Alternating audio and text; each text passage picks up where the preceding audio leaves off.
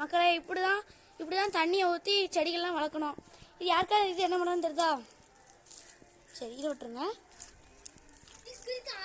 இதெல்லாம் வாழை மரம். மக்களே இப்படிதான் இந்த தண்ணியே பாய்க்காம வறண்ட மாதிரி இப்படி ஆயிடுது. இங்கே பார்த்தீங்களா, மரத்தை வெட்டி எப்படி போட்டிருக்காங்கன்னு பாருங்க.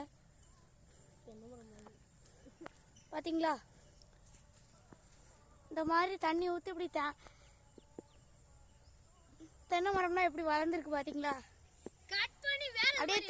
அப்படியே தேங்காய் எடுத்து சாப்பிடலாமோன்னு இருக்கு. ஆனால் என்ன, மரத்தில் தான் ஏற முடியாது. இந்த சோளக்காட்டு வயக்கலை பாருங்க மக்களே, தண்ணியே பாய்க்காம அப்படி ஒரு மாதிரி காஞ்சி போன மாதிரி இருக்கு மக்களே.